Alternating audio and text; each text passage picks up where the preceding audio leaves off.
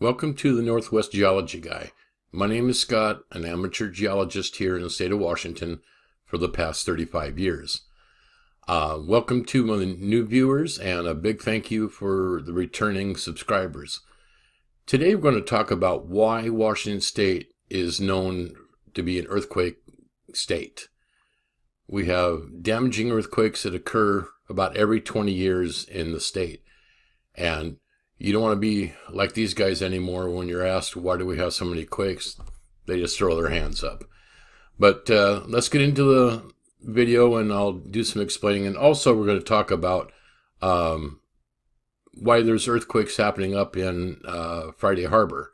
So we'll go ahead and get onto that, and I hope you enjoy the video. Well, first off, you can guarantee it's not going to have anything to do with UFOs. I just thought I'd throw that in there.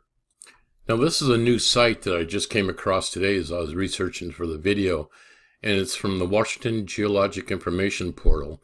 I'll go ahead and leave a link below for you guys to look at it if you want to and play around with it. It does so much. It shows, some selected earthquake, big quakes. Shows you the seismic hazard area of the quake where it was felt. But this is just a basic view of the known faults here in the state. Some of the faults, I would say this may be half of the faults that are really in here in the state. So many of them are not yet discovered, and they have to wait until they rupture.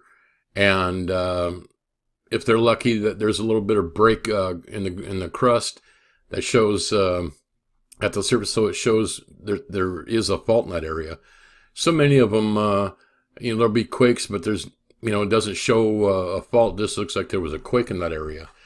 But the solid black lines are the more defined known faults. The dotted ones tend to be ones that they know are there, but it's not well defined. And the pinkish purple here, chartreuse colored, is the folding of the state, where Washington State's under tremendous pressure from the Cascadia subduction zone, along with the Pacific plate at the San Andreas coming up, puts an immense pressure on the state, and it's kind of like an accordion, and it's constantly being squeezed. That alone triggers a lot of quakes on the fault lines too. As you can tell, up in this area here is just loaded with faults, and the pressure's coming a little bit from the east-northeast, coming up and putting pressure on the state. But this is just fantastic. I just love this program. I've been playing around with it before I started recording, and probably will for the next few days, trying to see everything that it does. But we'll get into, up here you can see Friday Harbor. This is very well defined fault lines up in here. And all the quakes that we've had, this little swarm of quakes up in here, have all occurred in this location up in here. So that kind of explains why we're having quakes, but we don't know what's setting it off. We're still kind of in slow slip episode. I don't know if it's still occurring. I haven't checked it lately, but we have been. But that's, instead of rotating clockwise from the subduction zone in the San Andreas, it's relaxing, coming back a little bit. That may put a relief pressure on it and cause some of it to default more. But that's still unknown. Nobody's quite sure why we're having so many quakes here, but that's a pretty good guess why we're having quakes in that area. Now over here we're looking at a cross-section of the Cascadia subduction zone, and which is driven by convection currents here that cause the rifting and seafloor spreading here offshore. That's on the backside of the Juan de Fuca. And we've had, I think it was a 4.7 today out here, and another 3-pointer. Don't get, don't go crazy over that. That's normal since there's movement here. Pressure's welling up, pushing the plates apart. And those are not the ones you want to worry about. Over here at the actual plate boundary,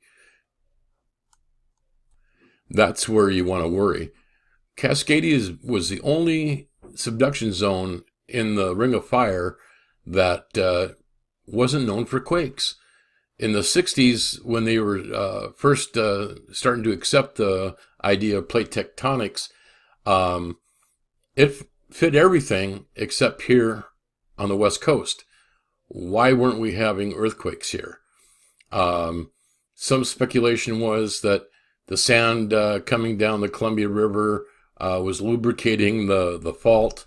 It wasn't a very good explanation, but at least it was something that they could claim was the cause for no quakes.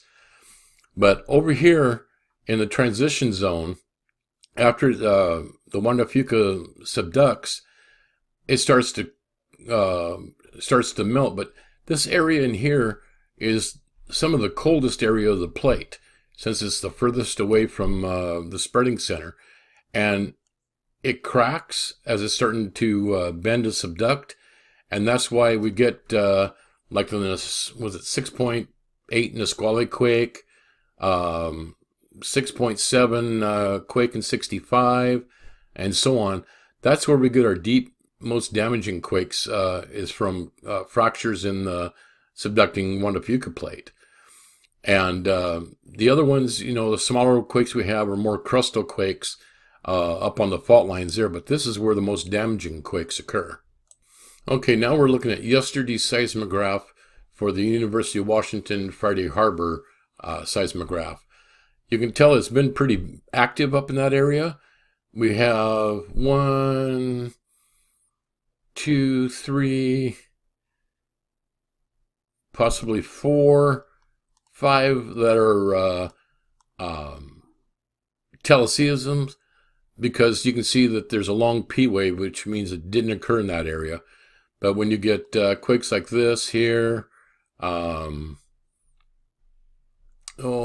here, and a lot of these little microquakes here, they don't have a P wave, which means it occurred very close to the seismograph.